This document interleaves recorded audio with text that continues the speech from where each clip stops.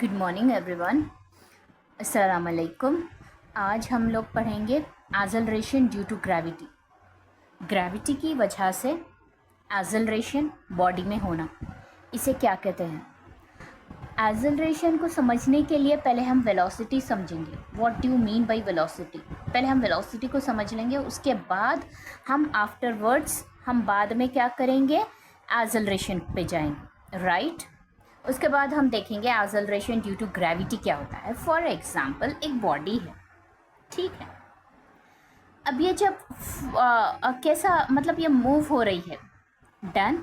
इसकी स्पीड क्या है? अगर मैं ये कहूँ कि इसकी स्पीड क्या है, तो आप क्या बोलेंगे? आप कैसा बोलेंगे इसे कि ये बॉडी ये ऑब्जेक्ट का स्पीड क्या है बोले, तो आप कैसा बोलेंगे?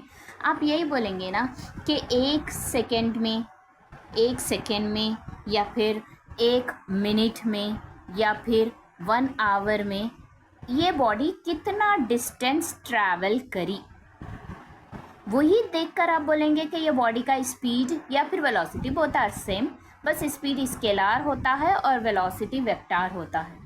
तो यहाँ पर आप किस तरह से बोलेंगे कि बॉडी की स्पीड क्या है या बॉडी की वेलोसिटी क्या है, तो आप कैसा बोलेंगे, राइट? आप क्या बोलेंगे? आप यही देखेंगे कि 1 सेकेंड में कितना डिस्टेंस ट्रैवल करी, या फिर 1 मिनट में ये बॉडी कितना डिस्टेंस ट्रैवल करी, या फिर 1 आवर में 1 घंटे में ये बॉडी कितना डिस्टेंस ट्रैवल करी। तो क्या मैं लिखूं वेलोसिटी के लिए, वेलोसिटी मालूम करने के लिए हमें कितनी चीज़ों की ज़रूरत पड़ रही, या डिस्टेंस d और टाइम t, राइट? तो क्या मैं बोलूं distance by time is nothing but हमारा वेलोसिटी है, राइट? डिस्टेंस बाय टाइम हमारा वेलोसिटी है, यस और नो? ना।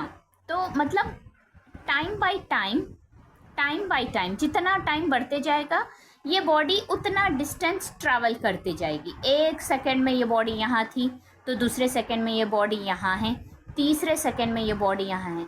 तो क्या टाइम बाय टाइम इसका डिस्टेंस नहीं बदल रहा?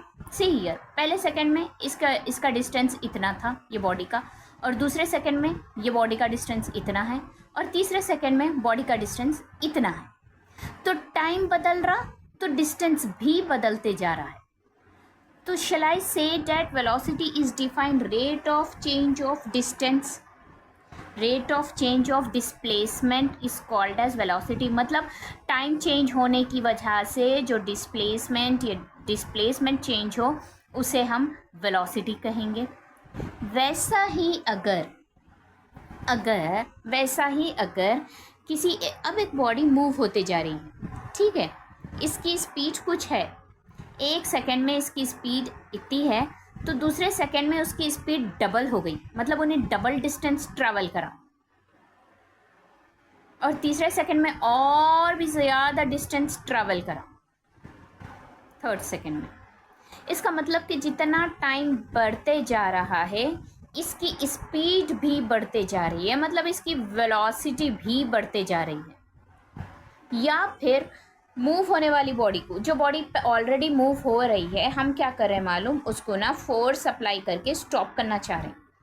तो पहले मोमेंट पे उन्हें तेज़ आती थी, पहले सेकंड में उन्हें तेज़ इतना डिस्टेंस ट्रैवल कर रही थी, तो हमारे फोर्स अप्लाई करने के बाद उन्हें यहाँ पर आके रुकी, फिर तीसरे बार फोर्स अप्लाई करने के बाद यहाँ आके रुकी, फिर तीसरे बार 4 टाइम्स 4 अप्लाई करने के बाद यहाँ आके रुकी। मतलब पहले सेकंड में इतना डिस्टेंस ट्रैवल करी हमारे फोर्स अप्लाई पे, फिर दूसरे सेकंड में इतना, तीसरे सेकंड में इतना, 4th सेकंड में इतना।